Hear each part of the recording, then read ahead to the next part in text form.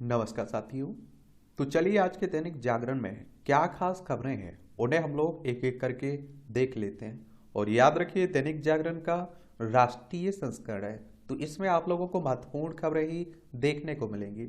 और आप सभी लोगों से गुजारिश है कि आप लोगों को इस क्लास के नीचे एक प्यारा सा कमेंट जरूर लिखना है। हमास के हमले के बाद इजराइल ने छेड़ा युद्ध। आतंकी संगठन के हमले में 150 इजरायली मारे गए। जवाबी हमले में आप देखिए 232 फलस्तीनियों की मौत हुई है। 5000 रॉकेट दागकर हमास लड़ाके इजरायली शहरों में घुसे थे। इजराइल के कई सीमावर्ती शहरों पर कब्जा, 50 लोग बंधक बनाए गए। और अमेरिका, ब्रिटेन, फ्रांस और जर्मनी, जापान का इजराइल को समर्थन। रूस, सऊदी अरब, यूएई, मिस्र ने की है युद्ध विराम की अपील। अचानक भड़की युद्ध पर सुरक्षा परिषद की आज बैठक भी होने की बात हो रही है। और त्योहार वाले दिन हमास ने किया था हमला। इजराइल पर हमास के रॉकेट हमले के बाद एयर इंडिया ने 2 उड़ानें रद्द भी की है। ये आप देखिए स्वतंत्र फलस्तीन की मांग कर रहे आतंकी संगठन हमास ने ये आप देखते हैं आतंकी हमला एक तरह से किया हुआ है। और देखिए इजराइल की बात करें तो आधिकारिक तौर पर इजराइल राज्य ये पश्चिम एशिया में एक देश है। इसकी सीमा लेबनान से लगती है, उत्तर में सीरिया द्वारा, उत्तर पूर्व में आप देखिए जॉर्डन द्वारा, पूर्व में लाल सागर द्वारा ये आप लोगों को देखने को मिलेगा। और इसकी राजधानी की अगर बात करें तो आप देखिए जेरूसलम इसकी राजधानी आपको देखने को मिल जाएगी। तो उसी की बात हो रही है। देखना चाहें तो आप लोग इजराइल को देख सकते हैं। देखिए हमारी प्यारी पृथ्वी है, इसमें आप देखेंगे ये हमारा प्यारा भारत आपको देखने को मिल जाएगा। यहाँ आप लोगों को इजराइल देखने को मिल जाएगा। देखिए ये है आपको इजराइल देखने को मिल जाएगा। देखिए इसकी राजधानी जेरूसलम हो गई। और यहाँ आप देखें कि ये पड़ोसी हो गए आप इनके।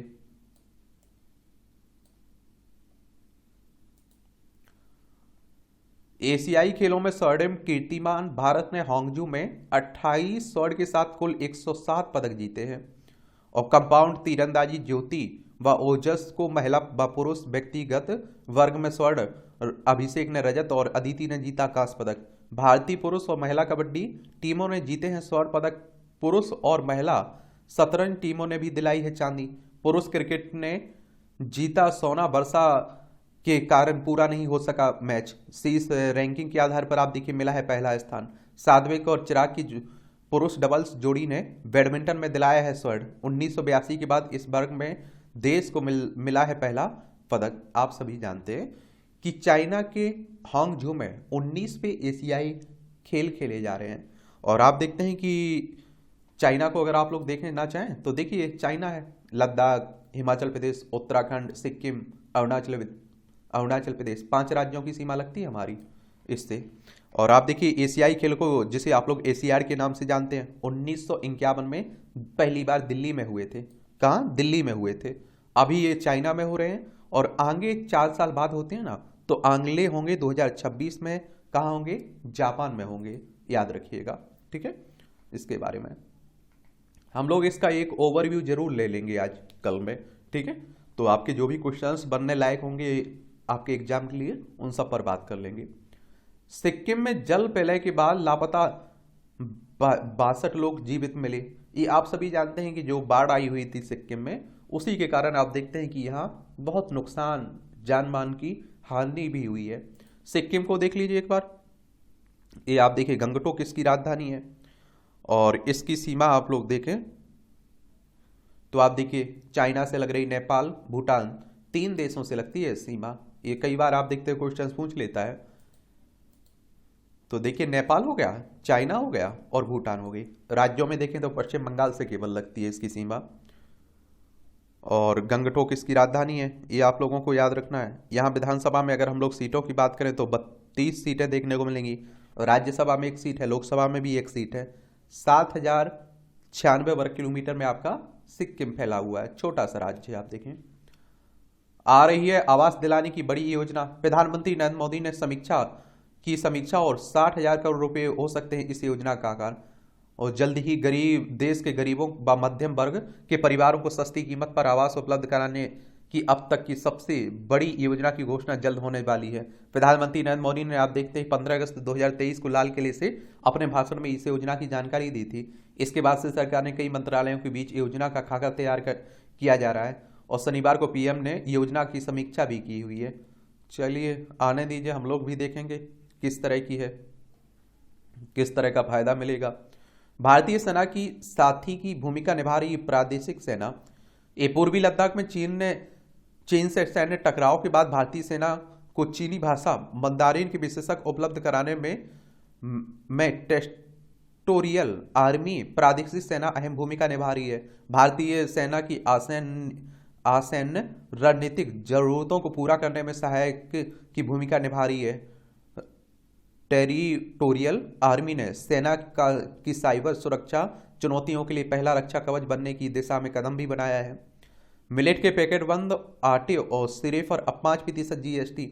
ये आप देखिए किसकी बात हो रही, मोटे अनाज की बात हो रही है। और जीएसटी की बात करें तो आप सभी जानते हैं कि 2017 में एक कराया हुआ था। ठीक है, साइन बोर्ड के जरिए लोगों को गुमराह ना करें डॉक्टर। राष्ट्रीय चिकित्सा आयोग ने चिकित्सकों को दिया है सुझाव, बोर्ड में नाम, योग्यता और रजिस्ट्रेशन नंबर के अलावा कुछ ना लिखें। जाति आधारित जनगणना में आप देखते हैं, जनगणना में हुई है हेरा फेरी। चिराग पासवान कर रहे हैं, लोजपा रामविलास है ना, उसी के राष्ट्रीय अध्यक्ष हैं। और जाति आधारित जनगणना कहाँ हुई है, बिहार में हुई है। और आप देखिए कि एक तरह से सर्वे करवाया है उन्होंने, हर जाति की संख्या बताई है। और जाति आधारित जनगणना देश में अगर आप देखें तो आप देखेंगे 1931 में अंतिम बार जारी हुए थे आंकड़े, फिर 1941 में गणना तो हुई थी, आंकड़े जारी नहीं हुए। 2011 में भी आंकड़े इकट्ठे किए गए थे लेकिन जारी नहीं हुए। और देखिए जनगणना की बात करें तो हर 10 साल में होती है। पहली बार 1872 में लॉर्ड मेयो के समय में शुरू हुई थी। और नियमित जनगणना जो हर 10 साल में होती है 1881 से लॉर्ड रिपन के समय से शुरू हुई थी।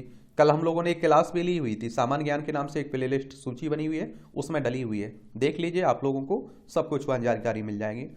मध्य प्रदेश सहित 5 राज्यों में चुनाव का ऐलान अब कभी भी हो सकता है, क्योंकि आप सभी जानते हैं कि इन राज्यों में विधानसभा के चुनाव हैं। और इनकी ऐलान कौन करता है, देखरेख कौन करता है, इलेक्शन कमीशन ऑफ इंडिया, भारतीय निर्वाचन आयोग, एक संवैधानिक संस्था है। संविधान के अनुच्छेद 324 के तहत इसकी स्थापना की बात की गई है और 25 जनवरी 1950 में स्थापना हुई थी। नई दिल्ली में हेडक्वार्टर देखने को मिलेगा। सुकुमार सेन पहले मुख्य चुनाव आयुक्त थे। भाजपा को ओबीसी का सबसे अधिक समर्थन। ये 2014 के बाद से भाजपा अग्रणी जातियों के साथ ओबीसी की भी बन गई पार्टी। कांग्रेस से सीधी लड़ाई में ओबीसी का लगभग 65% वोट भाजपा के खाते में जाता है। और आप देखते हैं भाजपा को बहुत समर्थन भी है पिछड़ा वर्ग का। और इसीलिए आप देखते हैं कि अगर जनगणना हुई तो भारतीय जनता पार्टी को लगता है, सत्ता पक्ष को लगता है कहीं ये जाति हमसे छिटक ना जाए। ये आपकी राष्ट्रीय राजधानी दिल्ली से जुड़ी हुई खबरें हैं। केंद्र शासित प्रदेश नई दिल्ली राजधानी, इसकी विधानसभा में 70 सीटें हैं, राज्यसभा में 3 सीटें, लोकसभा में 7 सीटें हैं। अरविंद केजरीवाल यहाँ मुख्यमंत्री आपको देखने को मिलता है। प्रदूषण कम करने को हॉट स्पॉट के लिए विशेष कार्य योजना बनाने की बात हो रही है। और आप देखते हैं दिल्ली में तो सांस लेना भी दुश्वार हो जाता है कई जगह, तो समझ रहे हैं आप लोग। ये भी आप देखेंगे, ये मुखर्जी नगर में 9 कोचिंग सेंटर, 7 लाइब्रेरी सील हुई हैं। ये मुखर्जी नगर वत्रा बिल्डिंग के पास हडसन लेन में कार्रवाई हुई। पहली, दूसरी, तीसरी मंजिल पर चल रहे थे एक कोचिंग सेंटर। ये आप देखिए कि उप नियमों की अनदेखी भी इनके द्वारा की जा रही थी। अभी मुखर्जी नगर में एक हादसा भी हुआ था ना, तब से ज्यादा और टाइट भी हो रही है। 6 एकड़ में मियावाकी तकनीक से लगाए जाएंगे आप देखिए 70,000 पौधे। वलसवा लैंडफिल के पास एमसीडी का सबसे बड़ा मियावाकी पौधारोपण होगा। प्रधानमंत्री नरेंद्र मोदी भी मन की बात में कर चुके हैं इस तकनीक की तारीफ। कौन कौन सी किस्म के लगाए जाएंगे पौधे, चमेली, बेर हो गया, मुरैया हो गया, सागवान, सहजन, चेरी, कंदरौन, रात की रानी, जामुन, नींबू, ये सब। मियावाकी तकनीक क्या होती है? सामान्यतः पौधारोपण करने की जो तकनीक है उससे घने जंगल तैयार होने में 20 से 25 वर्ष लगते हैं, जबकि मियावाकी तकनीक से 2 से 3 वर्षों में ही छोटे घने जंगल तैयार हो जाते हैं। इस तकनीक के माध्यम से पहले जिस जमीन का चयन किया जाता है वहां पौधारोपण के लिए किया जाना है। वहां के मौसम के अनुसार पौधारोपण के लिए पौधों की किस्म तय की जाती है और इसके बाद जमीन में 2 से 2.5 फीट गहरे गड्ढे किए जाते हैं। फिर इन गड्ढों से निकली मिट्टी में गुड़, भूसा, खाद आदि को मिलाया जाता है। और इसमें आप देखते हैं कि कम दूरी के आधार पर आप देखिए पौधे लगाए जाते हैं। एक बड़ा पौधा और एक छोटा पौधा, फिर एक घना पौधा लगाया जाता है। इन पौधों को लकड़ियों के सहारे लगाया जाता है। यह तकनीक काफी लोकप्रिय भी है। कुपोषण की समाप्ति व शून्य ड्रॉप आउट को प्राथमिकता। एक केंद्रीय गृह मंत्री अमित शाह की अध्यक्षता में हुई मध्य क्षेत्रीय परिषद की बैठक में कई विषयों पर आप देखते हैं हुआ है विचार विमर्श। कोदो व कुड़की जैसे अन्न का न्यूनतम समर्थन मूल्य रागी के बराबर करने पर मुहर लगी है। देश में गठित होंगे 2 लाख पैक्स। 5 किलोमीटर के दायरे में प्रत्येक गांव में मिलेगी बैंकिंग सुविधा। वामपंथी उग्रवाद से प्रभावित जिलों में बुनियादी सुविधाओं के विकास पर विशेष ध्यान केंद्रित करने पर भी जोर दिया जा रहा है। और एक्शन प्लेटफॉर्म में बदली परिस्थितियों की भूमिका, जमीन पर उतारी टीम इंडिया की अवधारणा, इन विषयों पर हुई चर्चा। बैठक में 5 किलोमीटर के दायरे में हर गांव तक बैंकिंग सुविधा, देश में 2 लाख नई प्रारंभिक कृषि ऋण सहकारी समितियां का गठन, रॉयल्टी और खनन संबंधी विषयों पर भी चर्चा हुई है। बैठक में उत्तराखंड के मुख्यमंत्री पुष्कर सिंह धामी के अलावा उत्तर प्रदेश के मुख्यमंत्री योगी आदित्यनाथ शामिल हुए। मध्य प्रदेश के मुख्यमंत्री शिवराज सिंह चौहान ने वीडियो कॉन्फ्रेंस के माध्यम से बैठक में हिस्सा लिया। बैठक में छत्तीसगढ़ के गृह मंत्री ताम्रध्वज साहू के अलावा केंद्रीय गृह सचिव अजय कुमार भल्ला और सभी राज्यों के मुख्य सचिव व अधिकारी भी शामिल हुए हैं। इसमें आप देखते हैं कि क्या प्रस्ताव भी पारित हुए। एशियाई खेलों में भारत द्वारा पहली बार 100 पदक जीतने पर सभी खिलाड़ियों का भी अभिनंदन। चंद्रयान 3 की शानदार सफलता और G20 सम्मेलन के सफल आयोजन और संसद में महिला आरक्षण विधेयक पारित किए जाने का स्वागत भी किया गया है। चलिए, इस बार काफ़ी अच्छे मुद्दे उठे हैं। इस साल के काफ़ी चर्चित मुद्दे भी हैं, तो इनके बारे में जरूर याद रखिए। G20 से क्वेश्चंस पूछे जाने की पूरी संभावना भी बनी रहेगी। महिला आरक्षण बिल से भी आप कानून बन चुका है आपका।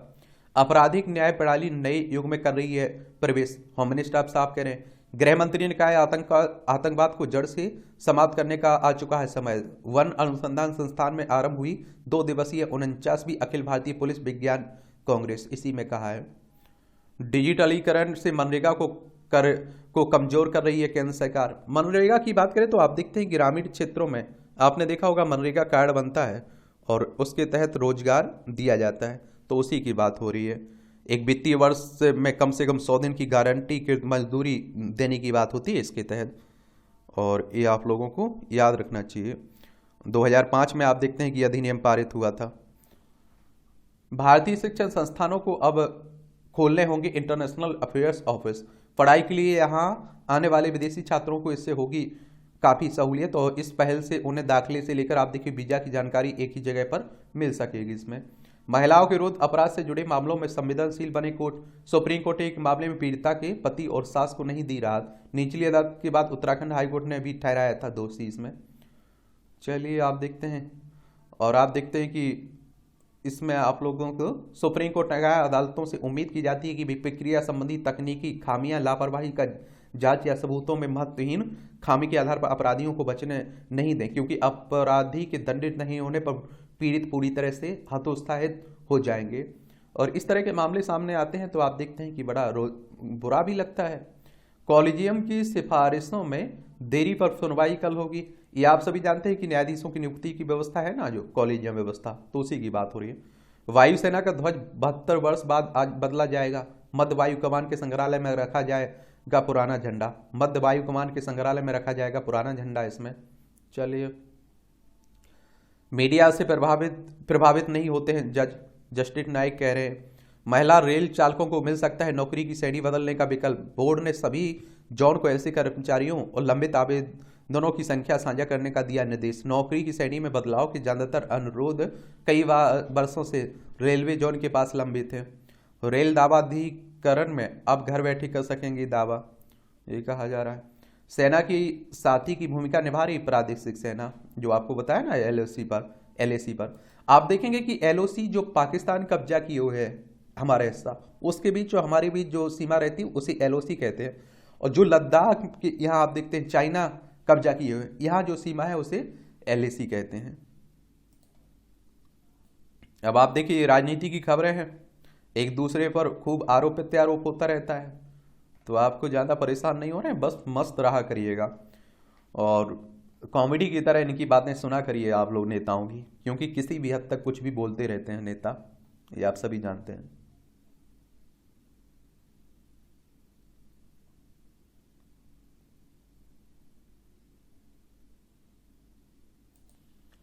अयोध्या में राम मंदिर के निर्माण पर अब तक 900 करोड़ रुपए खर्च हुए हैं।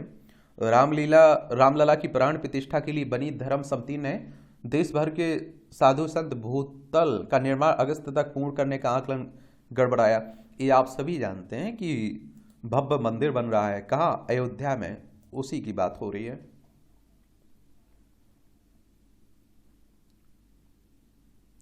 अब गहलोत बोले राजस्थान में होगा जाति आधारित सर्वे, देख लीजिए अब तो हर जगह आप देखते हैं ये होने की बात होने लगी है। लोकसभा चुनाव में राष्ट्रीय दलों के साथ रहती है ओबीसी के समर्थवान जातियां। एक बात और बता दूं आप लोगों को, पिछड़ा वर्ग की संख्या अगर हम लोग देश की टोटल संख्या की बात करें ना तो आधी से अधिक है। इसीलिए आप देखते हैं कि इनके नाम पर भी काफी राजनीति होती रहती है और ये जातियां जिसके पक्ष में चली जाती हैं उसकी लगभग आप देखेंगे क्या रहती है, सरकार बन जाती है। ये आप लोगों को मालूम होना चाहिए। अब किसे कितना ओबीसी वोट मिलता है 1996 से 2023 तक आप देखेंगे। 1996 में आप देखेंगे भारतीय जनता पार्टी को 19%, कांग्रेस को आप देखेंगे 25% था, क्षेत्रीय दलों को 49% था। और अगर अभी हम लोग आए 2023 में तो आप देखिए 72% बीजेपी को मिल रहा है, 20% कांग्रेस को मिल रहा है। और आप देखते हैं कि कांग्रेस को मिल रहा है, ये आप लोग देखिए तो आप देखेंगे कांग्रेस का कम हुआ है और जो क्षेत्रीय पार्टियां हुई हैं वो तो लगभग खत्म होने पर आई हैं। अब देखिए इनकी देख लीजिए ममता बनर्जी सॉरी मायावती की बात कर रहा हूं मैं। अब आप देखिए पिछड़ों की बात करती थी, दलितों की बात करती थी। अब आप देखिए विधानसभा में एक विधायक इनका जीत के आया, वो भी अपनी दम पे जीत के आया। तो क्षेत्रीय पार्टियों का खात्मा भी हो रहा है। काफी मजबूत हुआ करती थी पहले क्षेत्रीय पार्टियां, अपने दम पर भी सरकार अकेली बना लेती थी।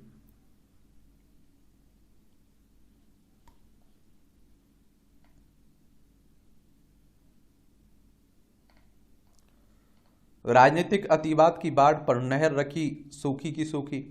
एक कई जगह पर आप देखिए जगह नहर का अस्तित्व खत्म तो कहीं बन रही है बाढ़ का कारण। पंजाब में नंगल डैम से हरियाणा की सीमा कपूरी तक एसवाईएल नहर रूपनगर मोहाली फतेहगढ़ साहिब पटियाला से होकर गुजरती एसवाईएल। ये आप देखिए सतलुज यमुना लिंक है ना, उसी की बात हो रही है। इस पर राजनीति 1966 के इसके निर्माण के प्रस्ताव से ही शुरू हो गई थी। और आप देखेंगे कि एसवाईएल नहर की कुल लंबाई आप देखें 212 किलोमीटर। इस नहर पर 91 किलोमीटर हिस्सा हरियाणा में, 121 किलोमीटर हिस्सा पंजाब में है। पंजाब में नहर रूपनगर मोहाली जिले की बाहरी क्षेत्र फतेहगढ़ साहिब पटियाला से होकर जाती है। 1988-89 के दौरान बनी इस नहर का अस्तित्व अब कई जगह खत्म भी हो गया है। इस पर आप देखते हैं कि काफी बातें भी हो रही हैं। बंगाल में सहकारी समिति के कई ठिकानों पर सीबीआई की छापेमारी। सीबीआई यानी कि सेंट्रल ब्यूरो ऑफ इन्वेस्टिगेशन की बात कर रहा हूं मैं। और आप देखेंगे कि इसकी स्थापना 1 अप्रैल 1963 में हुई थी। नई दिल्ली में हेडक्वार्टर देखने को मिलेगा। पश्चिम बंगाल की बात करें तो आप देखिए कोलकाता इसकी राजधानी, इसकी सीमा उड़ीसा झारखंड बिहार सिक्किम असम से लगती है। अंतर्राष्ट्रीय सीमा नेपाल भूटान बांग्लादेश से लगती है, इसकी 3 देशों से लगती है।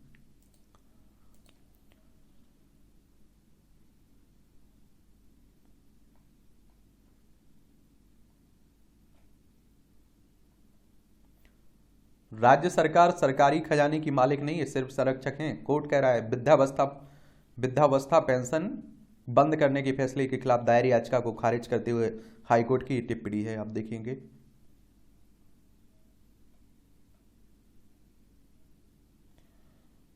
पति की हत्यारी ब्रिटिश महिला को फांसी की सजा। बेटी की गवाही पर कोर्ट का फैसला। प्रेमी को उम्र कैद। षड्यंत्र रचकर इंग्लैंड से आई महिला दुबई से प्रेमी। ये आप देखेंगे 2004-5 की घटना है। दफन होने को है कश्मीर में अलगाववादी एजेंडा। ये आप देखते हैं कि जामिया मस्जिद में नहीं गूंजते आज़ादी के नारे। अलगाववादी सियासत पर मीर वाइज भी मौन है। हुर्रियत चेयरमैन कह रहे हैं धार्मिक सौहार्द और कश्मीरी हिंदुओं की वापसी की बात। और आप देखिए 370-35 से हट चुका है। जम्मू कश्मीर को 2 भागों में बांट दिया गया। लद्दाख और जम्मू कश्मीर दोनों केंद्र शासित प्रदेश हैं। जम्मू कश्मीर में दिल्ली की तरह विधानसभा भी देखने को मिलेगी। तो अब आप देखेंगे काफ़ी शांति होने की बात भी हो रही है। देखिए आज है रविवार विशेष। रविवार है तो आप सभी जानते हैं कि रात 9 बजे हम लोग लाइव आकर जुड़ते हैं और आपके जो भी सवाल रहते हैं उनके जवाब दिए जाते हैं, और पिछले कुछ दिनों में जो आपके कमेंट रहते हैं उनके भी जवाब दिए जाते हैं। तो आज आप लोग जरूर अपने सवाल तैयार रखिए और मिलिएगा, हम लोग खूब बातें करेंगे। ठीक है। पशुओं से फसल बचाने का हथियार किया तैयार। ये उत्तर प्रदेश के औरैया जिले में दिव्यापुर में के समीप स्थित गांव ककरई के किसानों को फसल सुरक्षा उपकरण के बारे में जानकारी दे दी छात्रा मुस्कान। ये आप देखते यू कार्य करता है एक काम। मुस्कान द्वारा जो उपकरण तैयार किया गया है वह रात में फसल की सुरक्षा के लिए कारगर सिद्ध हुआ है। इसमें चौकोर खेत के हर कोने, यदि खेत चौकोर नहीं है तो जितने कोने हैं पर शीशे लगाए जाते हैं। एक कोने पर लेजर डायोड और लाइट डेंट रजिस्टर लगाया जाता है, जबकि शेष कोनों पर आप देखिए 45 अंश के कोण पर शीशा लगाया जाता है, और इन्हें सेंट्रल कंट्रोलर से जोड़ने के बाद तेज आवाज के लिए बजर से भी जोड़ा जाता है। इससे सर्किट बन जाता है और अब पशु के खेत में घुसने पर यह उपकरण चेतावनी जारी कर शोर करने लगता है। और आप देखिए किसान देसी जुगाड़े में भी अपनी रखते हैं। शोध नवोन्मेष को गति देते प्रयास। देश को आत्मनिर्भर बनाने की दिशा में शोध अनुसंधान की महत्वपूर्ण भूमिका होती है। उपयोगी स्वदेशी तकनीक और नवोन्मेष की खोज मानव जीवन को सुगम बनाने के साथ विदेश पर भी निर्भरता समाप्त करती है। केंद्र सरकार देश में शोध संस्कृति को समृद्ध करने में जुटी है, और जिसमें नवीनतम पहल है प्रयास, यानी कि promotion of research attitude in young and aspiring student. यह पहल कक्षा 11वीं तक के विद्यार्थियों में शोध नवोन्मेष में रुचि बढ़ाने के लिए आरंभ की जा रही है। स्कूली स्तर पर आप देखें नवोन्मेष को प्रोत्साहन करने के लिए अटल टिंकरिंग लैब और कुछ अन्य प्रयास भी हो रहे हैं। तो ये आप लोग देख सकते हैं, एआई आधारित चश्मे से देख सकेंगे दृष्टिबाधित छात्र। अच्छी बात है। पहले अब मंदिर में ही फूलों से तैयार हो सकेगा इत्र। फूल से इत्र बनाने का पोर्टेबल मॉडल तैयार करने वाली यतेंद्र जैन है ये।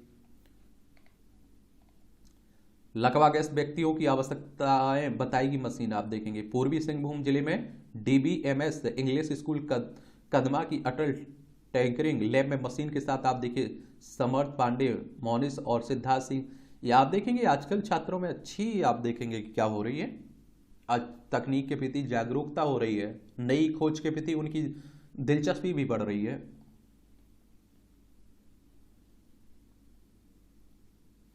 गगनयान मिशन का मानव रहित उड़ान परीक्षण शुरू करेगा इसरो। इसे लेकर सभी जरूरी टेस्ट किए जा चुके हैं। इसरो की बात करें तो इंडियन स्पेस रिसर्च सेंटर की बात हो रही है। भारतीय अंतरिक्ष अनुसंधान संगठन 15 अगस्त 1969 में स्थापना हुई थी। बेंगलुरु में इसका हेडक्वार्टर देखने को मिलेगा। उड़ान के लिए टेस्ट व्हीकल एवार्ट मिशन की तैयारी चल रही है, जो क्रू एस्केप सिस्टम को एक तरह से प्रदर्शित करता है।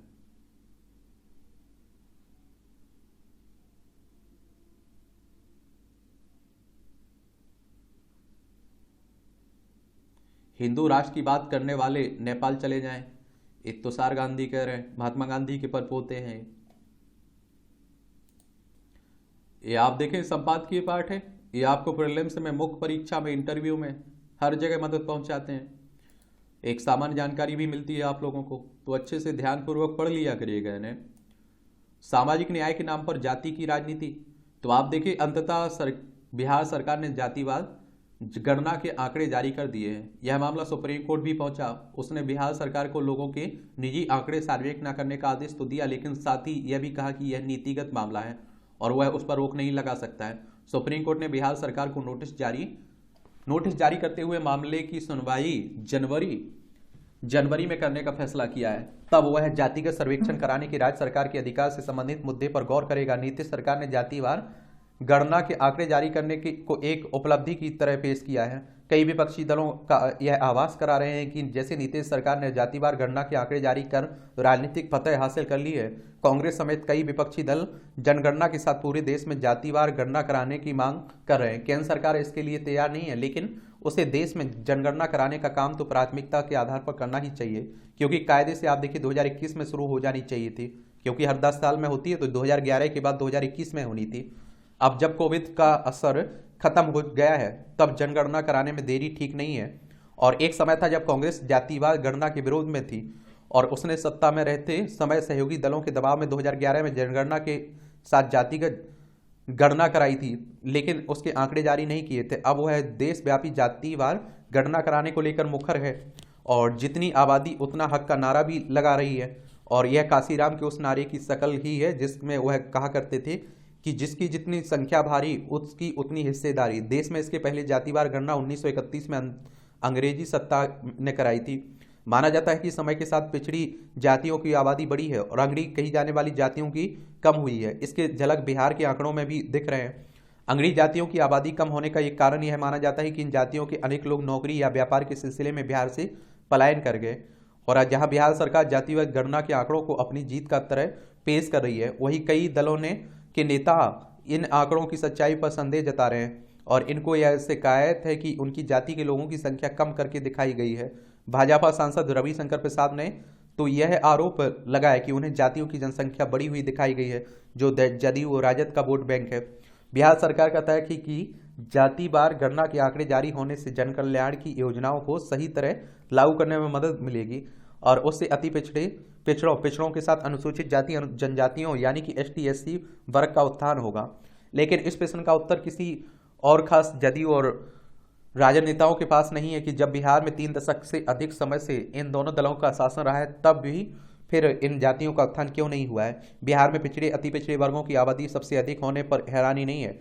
यदि देश भर में जातिवार गणना हो तो संभवतः यही सामने आएगा कि SC ST के साथ पिछड़े वर्गों की आबादी सबसे अधिक है। जो भी हो, जितनी आबादी उतना हक की अवधारणा इसलिए ठीक नहीं है क्योंकि जो वास्तव में आर्थिक सामाजिक शैक्षणिक रूप से पीछे हों उनके ही उत्थान पर ध्यान दिया जाना चाहिए।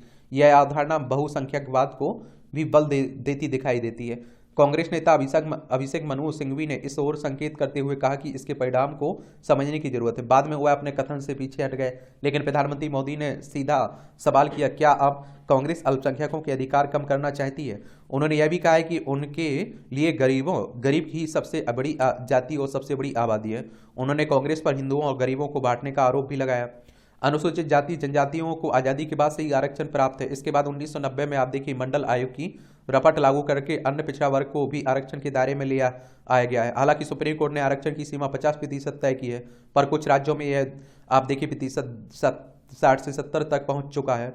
और निसंदेह हर सरकार को गरीबी दूर करने की को प्राथमिकता देनी चाहिए और ऐसा करके यह सुनिश्चित करना चाहिए कि आरक्षण का लाभ पात्र लोगों यानी कि आर्थिक सामाजिक शैक्षणिक रूप से पिछड़े लोगों को ही मिले। विडंबना है कि अधिकांश दल सामाजिक न्याय के नाम पर जाति की राजनीति करते हैं। वे ऐसा करके दलितों और पिछड़ों के वोट तो ले लेते हैं पर उनके उत्थान के उपाय नहीं करते हैं। ऐसे दल यह देखने से इनकार करते हैं कि यदि देश का आर्थिक विकास धीमा होगा तो आप देखिए फिर गरीबों का भला नहीं हो सकता है, नहीं किया जा सकता है। क्या यह कहा जा सकता है कि बिहार या अन्य राज्यों में पिछड़ी जाति के सभी लोग गरीब हैं और आरक्षण से SC ST और OBC वर्ग की सभी जातियों को लाभ मिला है? सच यह है कि इन वर्गों की कुछ ही अपेक्षाकृत समर्थ जातियों को आरक्षण का लाभ मिला है। यह समझने की आवश्यकता है कि पिछड़ी और गरीब जातियों का उत्थान तब होगा जब उन्हें अच्छी शिक्षा मिलेगी। राज्य सरकारें इसी काम में पीछे हैं। बिहार की ही बात करें तो चाहे शिक्षा का क्षेत्र हो या फिर स्वास्थ्य का या फिर आधारभूत ढांचे का, वह अन्य राज्यों से कहीं पीछे है। इसी कारण बिहार के तमाम लोग दूसरे प्रदेशों में जाकर गुजर बसर करने को विवश हैं। और बिहार में मेधा की कमी नहीं है। वहाँ के छात्र बड़ी संख्या में IIT में चयनित होते हैं, IAS बनते हैं, IPS बनते हैं। इसके बाद भी बिहार आर्थिक प्रगति नहीं कर पा रहा है। इसका एक कारण जाति की राजनीति है। राजनीतिक दलों को यह समझना होगा कि सामाजिक न्याय के नाम पर जाति की राजनीति ठीक नहीं है। इस राजनीति से समाज विभाजित होता है। अब आप देखिए दोनों पहलू हैं। संजय गुप्त के द्वारा यह आर्टिकल लिखा गया है। बहुत सारे लोग जाति के आधारित जनगणना के पक्ष में भी है, बहुत सारे लोग विपक्ष में भी है।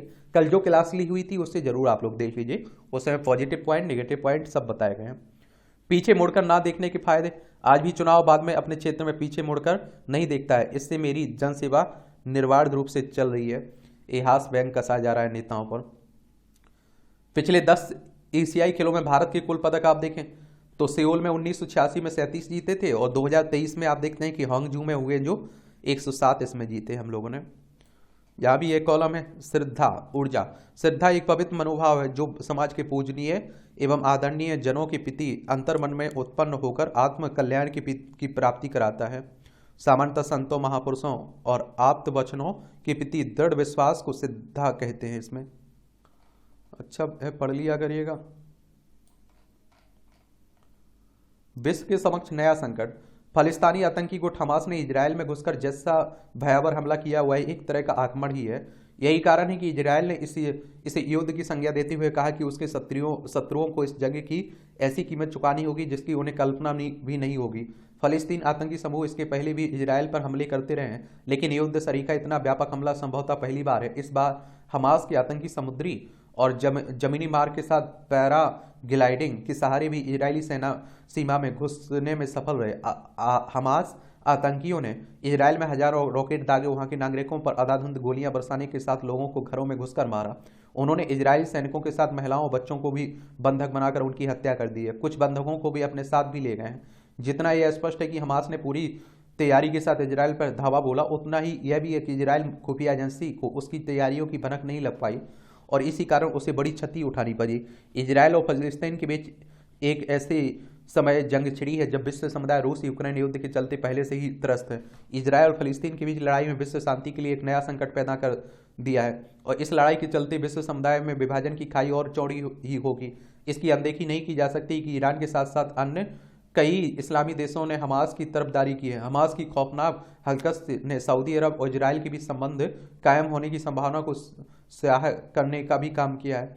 यह मामले के अच्छे भले कारण है कि ईरान को सऊदी अरब एवं इजराइल की निकटता रास नहीं आ रही, एक तरह से आप देखेंगे, और इसलिए उसने हमास को इजराइल पर आक्रमण करने के लिए उकसाया। हालांकि संयुक्त राष्ट्र ने हमास के जघन्य हमले की निंदा की है, लेकिन इसमें संदेह है कि वह अथवा उसका सुरक्षा परिषद शांति कायम करने में सक्षम हो सकेगी। यह कहने में हर्ज नहीं है कि सुरक्षा परिषद विभिन्न देशों के बीच तनाव, टकराव और युद्ध रोकने में नाकाम है, इसलिए वह अप्रासंगिक होती जा रही है। यह अच्छा हुआ कि भारत ने साफ तौर पर यह कहा कि इस कठिन समय में वह इजराइल के साथ खड़ा है, और इस स्पष्टता की आवश्यकता इसलिए थी क्योंकि हमास का हमला मुंबई में पाकिस्तानी प्रायोजित आतंकी हमले की याद दिला रहा है।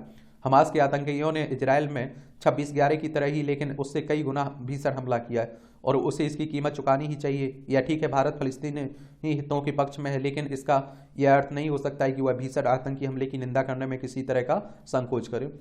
यूएन की बात करें तो संयुक्त राष्ट्र यूनाइटेड नेशन 24 अक्टूबर 1945 में स्थापना हुई थी। न्यूयॉर्क में इसका हेडक्वार्टर देखने को मिलेगा। जवाबदेही आवश्यक है। अधिकारियों ने उन जिलों पर विशेष फोकस करना होगा जहां पराली जलाने की ज्यादा केस सामने आते हैं। अब आप देखिए, पराली कहने का मतलब है कि देखिए आपकी फसल कट रही है, आपने उससे आप देखते हैं कि जो अवशेष बचता है ना उसे जला देते हैं खेत में। किसानों को ये आसान लगता है कि आग लगाई और निपटा दिया, लेकिन आपको मालूम होना चाहिए इससे पर्यावरण को भी नुकसान होता है और आप देखिए खेत की उत्पादन क्षमता भी घटती है, मिट्टी की उपजाऊपन भी कम होता है। लेकिन कोई ऑप्शन भी तो होना चाहिए, सरकार भी मदद करे जिससे आप देखते हैं कि उसे उसी में गलाया जा सके, देसी खाद बनाया जा सके और इससे फायदा हो किसानों का। बादलों में भी पहुंच गया है प्लास्टिक। वैज्ञानिकों ने बादलों में माइक्रो प्लास्टिक की खोज की है और कहा कि वे हमारे द्वारा खाए और पिए जाने वाले लगभग हर चीज को दूषित कर सकते हैं। पश्चिमी प्रशांत महासागर स्थित 11 किलोमीटर गहरी मारियाना ट्रेंच से लेकर माउंट एवरेस्ट की चोटी तक पृथ्वी पर लगभग सभी जगह माइक्रो प्लास्टिक पाए गए हैं। अब एक नए अध्ययन से पता चला है कि प्लास्टिक के छोटे छोटे टुकड़े हमारे बादलों में भी मौजूद हैं। अगर प्लास्टिक प्रदूषण के मुद्दे से सक्रिय रूप से नहीं निपटा गया तो जलवायु संकट एक वास्तविकता बन सकता है। इससे भविष्य में गंभीर पर्यावरणीय क्षति हो सकती है। जापान में शोधकर्ताओं ने बादलों से पानी इकट्ठा करने के लिए माउंट फुजी और माउंट ओयामा पर चढ़ाई की। फिर आप नमूनों की भौतिकी और रासायनिक गुणों को निर्धारित करने के लिए उन पर उन्नत इमेजिंग तकनीक लागू की है। उन्होंने हवा में मौजूद माइक्रो प्लास्टिक में अलग अलग प्रकार के 9 पॉलीमर और एक प्रकार के रबड़ की पहचान की है, जिसका आकार आप देखिए 7.1 से लेकर 94.6 माइक्रोमीटर है तक है। बादल के प्रत्येक लीटर पानी में प्लास्टिक के 6.7 से लेकर 13.9 टुकड़े पाए गए। जब माइक्रो प्लास्टिक ऊपरी वायुमंडल में पहुंचते हैं और सूरज की रोशनी से पराबैंगनी के विकिरणों के संपर्क में आते हैं तब उनमें क्षय होने लगता है और इससे ग्रीन हाउस गैसों में वृद्धि होती है। नए प्रमाण ने माइक्रो प्लास्टिक को व्यापक पर्यावरणीय नुकसान के अलावा आप देखिए हृदय और फेफड़ों के स्वास्थ्य से जुड़ा है। माइक्रो प्लास्टिक हाल के वर्षों में सुर्खियों में आए हैं क्योंकि उनके अनुचित निपटान के परिणाम स्वरूप कई टन कचरा समुद्र में पहुंच गया है। हर साल प्लास्टिक कचरे की बहुत बड़ी मात्रा का पुनर्चक्रण नहीं होता है। इसका मतलब यह है कि वह समुद्री पारिस्थितिक तंत्र में मिल रहा है। कणों के अलग अलग आकार के कारण वर्तमान जल प्रणालियां माइक्रो प्लास्टिक प्रदूषण को प्रभावी ढंग से फिल्टर करने में असमर्थ हैं। प्लास्टिक हजारों वर्षों तक नष्ट नहीं होता। अनुमान है कि महासागरों में पहले से ही प्लास्टिक की लाखों वस्तुएं मौजूद हैं। भविष्य में यह संख्या और भी बढ़ेगी। विशेषज्ञों का कहना है कि यदि प्लास्टिक के पुनर्चक्रण के लिए कठोर कदम नहीं उठाए गए तो दुनिया के महासागरों में प्लास्टिक कचरे की मात्रा 250 तक मछलियों से अधिक हो जाएगी। दुनिया का 80% से अधिक नल का पानी प्लास्टिक से दूषित है। अमेरिका में पानी में प्लास्टिक प्रदूषण की दर 95% है, जो दुनिया में सबसे अधिक है। दुनिया भर के दर्जनों देशों के 83% पानी के नमूनों में माइक्रो प्लास्टिक पाया जाता है। बोतलबंद पानी सुरक्षित विकल्प नहीं हो सकता है, क्योंकि विज्ञानियों को उसमें भी दूषित नमूने मिल रहे हैं। चलिए यहाँ छोटे छोटे कॉलम लिखे जाते हैं, पढ़ लिया करिएगा। साहित्य के इतिहास का ओझल पक्ष। आज इतिहास के पुनर्लेखन की बहुत चर्चा हो रही है। इसके पक्ष विपक्ष में अनेक प्रकार के तर्क दिए जा रहे हैं। आज अनेक कथित प्रगतिशील बुद्धिजीवी केंद्र सरकार पर आरोप लगाते हुए इतिहास बदलने का प्रयास कर रही है। वस्तुतः इतिहास के पुनर्लेखन का अर्थ यह नहीं है कि इतिहास की घटनाओं को बदल दिया जाए। पुनर्लेखन का अर्थ है इतिहास लेखन को संतुलित बनाए जाने से है। यह इसलिए भी आवश्यक है ताकि अनेक लेखकों का दृष्टिकोण समग्रता में हमारे समक्ष आ सके। चलिए, देश की सुरक्षा में सदैव तत्पर भारतीय सेना दिवस की बात हो रही है। कब मनाया जाता है ये आप लोग बताइएगा। आज हमारी आप देखिए वायुसेना भी मजबूत हुई है। MiG 27, Sukhoi 30, Mirage 2000, MiG 29, MiG 21, इस तरह के कई रफेल, कई चिनूक। क्रिकेट का रोमांच और राजनीति। यह पुस्तक न केवल क्रिकेट के खेल को समझने में मदद करती है, बल्कि अन्य खेलों को लेकर अब तक बरती गई सरकारी उदासीनता को भी उजागर करती है। इस पुस्तक में गेम चेंजर नामक अध्याय काफी रोचक भी है। दिलचस्पी है तो पढ़ सकते हैं। भारतीय राजनीति की चिंतन धारा। ट्रक चालकों की बहुआयामी यात्राओं का ब्यौरा। यह एक ऐसा यात्रा वृत्तांत है जिसमें ट्रक चालकों की जिंदगियों, परेशानियों, विश्वासों, आशाओं को लेखक ने अपने ट्रक यात्रा के माध्यम से संवेदनशील और रोचक अंदाज में प्रस्तुत किया है। इकोनॉमी का पैकेट है, क्षेत्र है। मिलेट के पैकेट बंद आटे पर व सिरे पर आप देखिए 5% GST की बात हो रही है ना, तो मिलेट के 70% से ज़्यादा मिश्रण और प्री पैक्ड पर ही टैक्स है। सिरा पर कर की दर कम करने से गन्ना किसानों को होगा इसका लाभ। GST अपीलियट ट्रिब्यूनल के अध्यक्ष सदस्यों की आयु सीमा बढ़ाने की बात हो रही है। 67 वर्ष से आप देखते हैं अध्यक्ष की अधिकतम आयु 67 से 70 करने की बात हो रही है, और सदस्यों की आप देखिए 65 वर्ष से बढ़ाकर 67 करने का फैसला की बात हो रही है इसमें। और इससे GST कानून 2017 में आवश्यक संशोधन की बात भी हो रही है। ऑनलाइन गेमिंग पर शुरुआत से ही 28% कर की बात हुई है। क्या आप गुमशुदा अरबपति हैं? ये आप देखें, अगर शेयर मार्केट में निवेश करते हैं आप लोग तो जरूर आप लोग इसे पढ़ सकते हैं। सितंबर तिमाही में रियल एस्टेट में संस्थागत निवेश 21% घटा। अक्टूबर में आप देखिए FPI का बिकवाली की बात हो रही है। आप देखेंगे RBI के 19 क्षेत्रीय कार्यालयों में कल से बदले जाएंगे 2000 रुपये के नोट। ये आप लोग देखेंगे 2000 नोट के जो हुए ना, उन्हीं की बात हो रही। RBI के अगर कार्यालयों की बात करें, क्षेत्रीय कार्यालयों की, तो अहमदाबाद, बेंगलोर, बेलापुर, भोपाल, भुवनेश्वर, चंडीगढ़, चेन्नई, गुवाहाटी, हैदराबाद, जयपुर, जम्मू कानपुर, कोलकाता, लखनऊ, मुंबई, नागपुर और नई दिल्ली, पटना और तिरुवनंतपुरम में देखने को मिलेगा। RBI की स्थापना 1 अप्रैल 1935 में हुई थी। नई कहाँ? मुंबई में इसका हेडक्वार्टर आपको देखने को मिलेगा। भी गार्ड ने पेश किया नया BLDC पंखा, आप देखेंगे इसमें। मध्य प्रदेश की मॉडल का आरोप, मतांतरण कर की शादी फिर छोड़ा।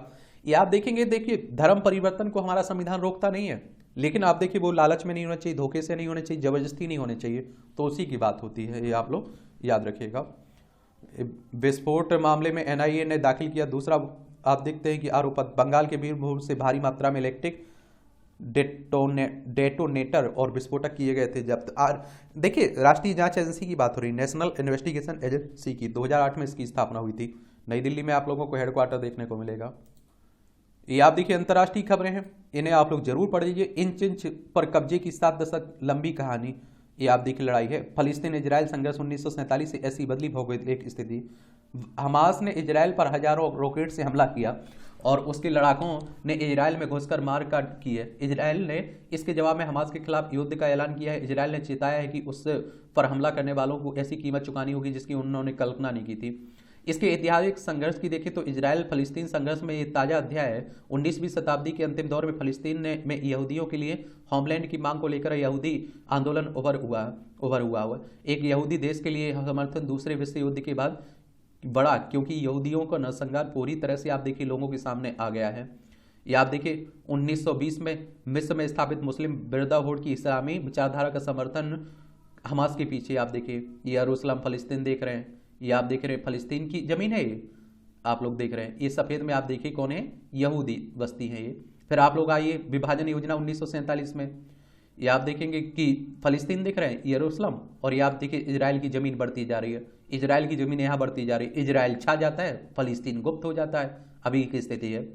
और 1920 में आपको बताया ना, इस मिस्र में स्थापित मुस्लिम ब्रदरहुड की इस्लामी विचारधारा का समर्थन हमास के पीछे। 1988 में हमास का फाउंडिंग चार्टर करता रहा इजराइल के विनाश की बात। 2006 में फलस्तीन संसद के चुनाव में जीत के बाद हमास ने गाजा पट्टी पर नियंत्रण कर लिया था।